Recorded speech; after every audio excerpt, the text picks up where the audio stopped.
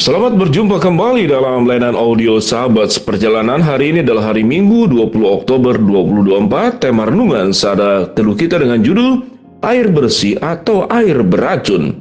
Firman Tuhan terambil dalam Ibrani 10 ayat 22 sampai dengan ke-25. Karena itu marilah kita menghadap Allah dengan hati yang tulus ikhlas dan keyakinan iman yang teguh. Oleh karena hati kita telah dibersihkan dari hati nurani yang jahat dan tubuh kita telah dibasuh dengan air yang murni. Marilah kita teguh berpegang pada pengakuan tentang pengharapan kita, sebab Ia yang menjanjikannya setia. Dan marilah kita saling memperhatikan, supaya kita saling mendorong di dalam kasih, dalam pekerjaan yang baik. Janganlah kita menjauhkan diri dari pertemuan-pertemuan ibadah kita seperti yang dibiasakan oleh beberapa orang. Tetapi marilah kita saling menasihati dan semakin giat melakukannya menjelang hari Tuhan yang mendekat. Mari kita berdoa. Bapa yang di dalam surga, biarlah hidup kami senantiasa seperti air bersih dan bukan air yang beracun. Dalam nama Tuhan Yesus kami berdoa, amin. Shalom sahabat seperjalanan yang dikasihi Tuhan, kita tahu dengan jelas setiap benda-benda apalagi berupa makanan itu ada yang namanya unsur kadaluarsa. Kadaluarsa itu kemudian menimbulkan berbagai macam bibit penyakit yang bisa ditimbulkan di dalamnya karena terjadinya pembusukan untuk setiap makanan yang ada. Ternyata tidak hanya makanan, bersangkut paut dengan air pun juga. Air itu bisa mengandung banyak sekali unsur-unsur yang berbahaya. Apalagi kemudian terkontaminasi dengan limbah-limbah dari pabrik atau limbah-limbah dari makanan busuk yang dibuang ke sungai-sungai. Lalu kemudian kita mengkonsumsi air yang dikirim ke rumah-rumah tanpa kemudian sterilisasi dengan baik. Dalam kehidupan ternyata sesuatu yang busuk, sesuatu yang beracun itu pada akhirnya itu akan mematikan. Yang busuk, yang beracun, karena mengapa? Karena kadaluarsa, karena sudah mengalami keusangan, karena sudah mengalami proses pembusukan. Pembusukan ternyata tidak hanya terjadi di makanan. Setiap manusia itu bisa punya pikiran yang busuk, hati yang busuk, perasaan yang busuk, tindakan dan perbuatan yang busuk. Semuanya disebabkan oleh apa? Sebelum berbicara tentang sebab, Kristus datang supaya kita terhindar dari kebusukan. Kalau kebusukan digambarkan tentang sebagai sebuah dosa, kalau kebusukan dianggap sebagai bentuk daripada kejatuhan, kalau kebusukan bentuk daripada kita meninggalkan Tuhan, kemudian bersekutu dengan kuasa kegelapan, dan itu terjadi.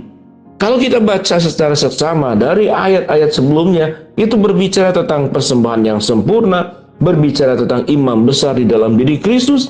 Ayat yang 19 dikatakan, jadi saudara-saudara oleh darah Kristus kita sekarang penuh keberanian dapat masuk ke dalam tempat kudus.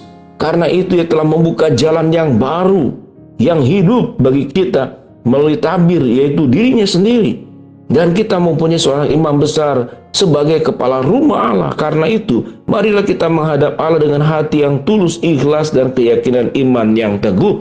Sampai titik ini Kristus datang ke dalam dunia menyelesaikan kebusukan dosa manusia dan kemudian disucikan dan dikuduskan. Dan setelah kita dikuduskan, diberikan posisi yang bersih, diberikan posisi yang sudah mengalami sebuah penebusan, maka kita perlu menjaganya dengan baik. Apa yang harus dilakukan? Karena itu marilah kita menghadap Allah dengan hati yang tulus, ikhlas, dan keyakinan iman yang teguh. Catatan ayat ini berkata apa? Hidup kita harus tulus, ikhlas, dengan keyakinan iman yang teguh. Orang yang punya iman yang teguh akan hidup dengan cara hidup dengan tulus dan ikhlas, yaitu sebuah kemurnian. Lalu digambarkan dengan hati kita supaya kita dihindarkan apa? Dibersihkan, supaya kita punya hati nurani yang bersih dan dihindarkan dari hati nurani yang sudah di dalam kejahatan. Dan kita telah dibasuh dengan air yang murni. Dikatakan air yang murni, air yang bersih, air yang tanpa kejahatan. Dan itu dilambangkan dengan hati yang tulus ikhlas, hati yang terus menyatu dengan darah Kristus yang sudah menebus kita, yang sudah mengangkat kita dari dosa, dan kita kemudian sudah diperbaharui oleh Allah. Dalam bagian ayat berikut dikatakan, marilah kita teguh berpegang pada pengakuan tentang pengharapan kita, sebab Ia yang menjanjikannya setia. Dan marilah kita saling memperhatikan, saling mendorong dalam kasih dan dalam pekerjaan baik. Bagaimana supaya hidup kita, hati kita, perasaan kita bersih dan tidak beracun? Maka firman Tuhan berkata, biarlah kita melakukan pekerjaan yang baik, penuh dengan cinta kasih, saling mendorong, saling memperhatikan, dan melakukan pekerjaan-pekerjaan yang baik. Ayat 25 dikatakan, janganlah kita menjauhkan diri dari pertemuan-pertemuan ibadah kita, seperti yang dibiasakan oleh beberapa orang. Tetapi marilah kita saling menasehati dan semakin giat melakukannya menjelang hari Tuhan yang mendekat. Perbuatan-perbuatan yang baik yang harus kita lakukan. Saling mendorong, saling menguatkan, saling memperhatikan, melakukan pekerjaan yang baik dengan satu pemahaman bahwa satu hari kelak nanti, hari Tuhan yang mendekat itu akan hadir. Hadir di dalam pertemuan-pertemuan ibadah. Jangan kemudian kita terus melakukan banyak alasan untuk tidak menghadiri ibadah. Tentu ibadah tidak boleh hanya sebagai sebuah protokoler dan kebiasaan rutin, tapi sebuah kerinduan kehausan. Datang kepada Tuhan, di hadapan Tuhan bersama-sama, mengakui segala salah dan dosa kita, bersujud di hadapan Tuhan. Tuhan, kalau hatiku jahat, kalau hatiku menyimpang, hidupku tidak sesuai dengan kebenaran Allah, berikan kepadaku ya Tuhan hati yang sudah dimurnikan, hati yang sudah dibersihkan, memiliki hati yang tulus dan ikhlas, dijauhkan daripada hati nurani yang jahat, dibasuh dengan air yang murni, dan kemudian sebuah penghargaan bahwa aku sudah ditebus, sudah dikuduskan oleh darah Kristus sebagai imam besar, di mana Kristus telah membuka tabir yang menghalangi antara kami yang berdosa dengan Tuhan yang kudus. Oleh sebab itu, sahabat seperjalanan, hidup kita tinggal menjadi pilihan. Apakah kita akan menjadi air yang murni, air yang bersih, atau air yang beracun? Kalau air yang beracun, kita tahu dengan jelas, kemanapun kita datang, kita itu akan membunuh orang lain. Karena racun itu membunuh dirimu sendiri, merusak orang lain.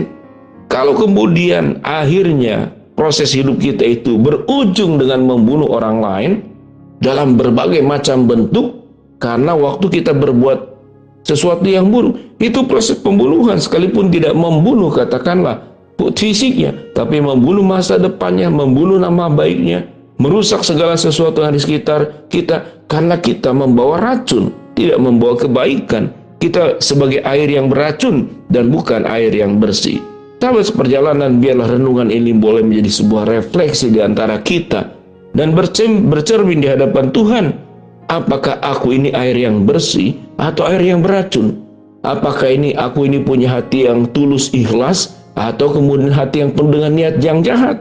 Apakah aku ini saling mendorong, saling memperhatikan dengan penuh kasih, atau sesungguhnya saling memfitnah, saling merugikan, dan saling merusak satu dengan yang lain? Kalau ada hal-hal buruk di dalam diriku, sahabat seperjalanan, katakanlah kepada Tuhan, Tuhan, aku mengakuinya, aku meminta ampun. Biarlah Tuhan akan menebusku kalau aku sudah melakukan perkara buruk, dan biarlah hidupku tetap berada di dalam jalan kebenaran, dan hidupku seperti air yang bersih dan bukan seperti air yang beracun. Karena aku sudah dibasuh oleh darah Kristus, supaya aku menjadi air yang murni, air yang kemudian membawa kehidupan, bukan membawa kematian, menjadi air yang bersih dan bukan menjadi air yang beracun. Sahabat seperjalanan, itulah pilihan kita. Putuskanlah dalam hidupmu, Tuhan, jangan aku masuk sebagai pribadi air beracun, tapi air yang murni, air yang bersih, air yang sudah dimurnikan oleh Kristus. Mari kita berdoa. Bapa dalam surga, terima kasih buat kebenaran firman yang sudah kami pelajari. Hamba berdoa buat sahabat seperjalanan yang sakit, Tuhan jamah sembuhkan. Sahabat seperjalanan yang sedang menghadapi masalah, Tuhan bukakan jalan. Sahabat seperjalanan yang sedang berdoa mengharapkan sesuatu, Tuhan kabulkan dengan cara dan waktu Tuhan yang terbaik. Dalam nama Tuhan Yesus kami berdoa. Amin.